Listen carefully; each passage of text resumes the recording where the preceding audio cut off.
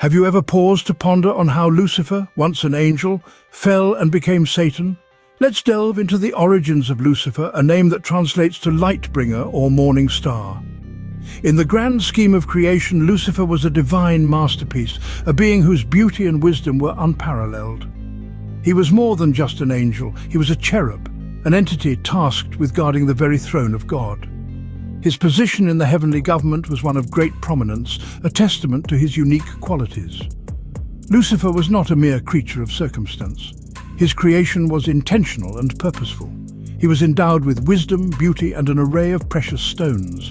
His appearance was breathtaking, his countenance radiant and his wisdom profound. He was the epitome of perfection, a marvel in the heavenly realm. Yet it was these very attributes that sowed the seeds of his downfall.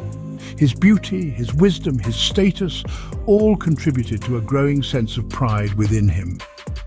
This wasn't just any pride, it was a pride so consuming that it began to distort his perception of reality. He started seeing himself as more than a creation. He began to envision himself as a creator. In his vanity, Lucifer started to view his wisdom as greater than that of his creator. He became infatuated with his own beauty, intoxicated by his own brilliance. His pride became his obsession, and his obsession became his rebellion. He began to challenge the very authority that had created and elevated him. This was the beginning of his downfall, the genesis of his rebellion against God. He was no longer the light bringer, he became the bringer of discord, the instigator of rebellion. His pride and vanity had transformed him from a guardian cherub to a rebel, from a servant of God to an adversary. Lucifer, in his pride and vanity, chose rebellion over obedience, setting the stage for his transformation. Lucifer's fall from grace was not an overnight event, but a gradual descent fueled by pride and corruption. This celestial being, once a paragon of beauty and wisdom, allowed hubris to cloud his judgment and challenge his divine creator. Let's delve into the events that led up to this monumental fall, as chronicled in the book of Ezekiel, chapter 28. Here we find Lucifer, a creation of unparalleled splendor, becoming increasingly infatuated with his own magnificence.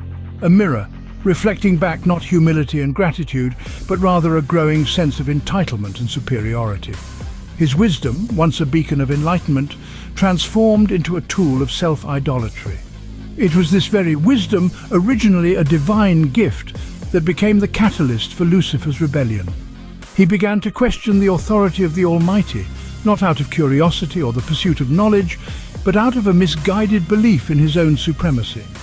This mounting pride, however, did not go unnoticed. The Creator, aware of the growing discord within Lucifer, decided to act. It wasn't a decision taken lightly, nor was it one of anger or resentment. It was a decision born out of love and a desire for harmony within the celestial realm. So the once revered angel was expelled from God's heavenly government. This was not just a physical expulsion, but a spiritual one as well. Lucifer was stripped of his divine status and cast out, a stern reminder of the consequences of pride and rebellion. In one swift, decisive act, Lucifer's grandeur was extinguished, his wisdom rendered futile and his beauty tarnished. He was no longer the morning star, the bringer of light, but a fallen entity, a symbol of what happens when pride overshadows gratitude.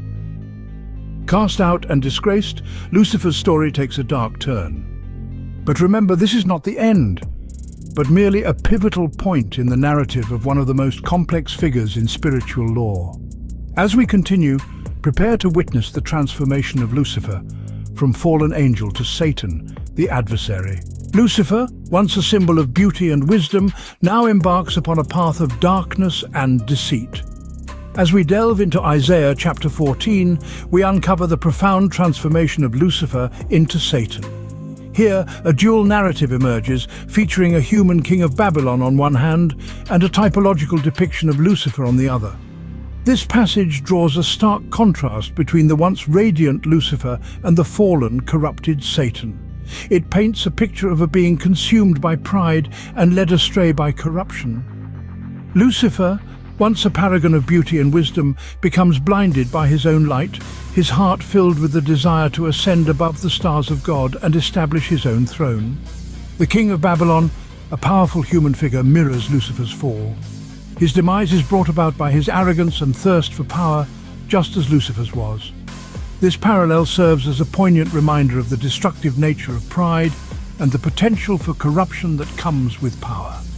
The transformation of Lucifer into Satan is not merely a change in name, but a total metamorphosis of character, from an angelic figure of light to a symbol of darkness and deceit.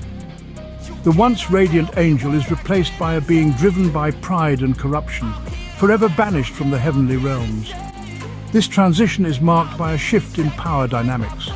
Lucifer, once an important figure in God's heavenly government, is cast out and stripped of his status, his wisdom corrupted by his own beauty and pride. In his new guise as Satan, he embarks on a path of deception, driven by a relentless desire for power and a relentless hatred for God's creation. This transformation of Lucifer into Satan is a chilling tale of the dangers of pride and the corrupting influence of power. It serves as a stark reminder of the potential for evil that lies within all of us and the disastrous consequences that can result from letting pride and corruption take hold. Lucifer, now known as Satan, finds his destiny forever altered. His fall from grace is a harsh reminder of the destructive power of pride and corruption, and a stark warning of the dangers of turning away from the path of righteousness. Satan's future, as foretold in the Bible, is one of defeat and eternal punishment. This destiny is a direct consequence of his rebellion and pride.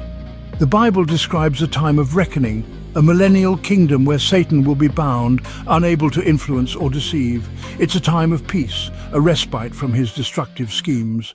But this confinement is not the end. The Bible further prophesies Satan's ultimate fate. Following the millennial kingdom, he will be cast into the lake of fire. This is a place of eternal torment, a final judgment for his rebellion against God, his pride and his corruption. This destiny of Satan is not a tale of vindictive punishment, but a solemn reminder of the profound consequences of pride and rebellion. It emphasizes the gravity of disobedience and the severity of divine justice.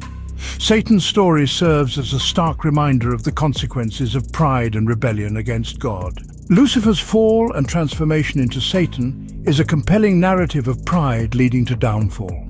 It's an invitation for us all to ponder, to reflect on the implications this tale holds for our lives. It's a time to recognize the risks that come with pride and rebellion, and to consider how these elements may be present in our own journey. Let's remember that even the brightest star can fall, and pride can be a slippery slope. If you found this video useful, please leave a comment below and share your thoughts on this video in the comments below. Also, make sure to watch the next video on your screen. So how does the story of Lucifer's fall resonate with you?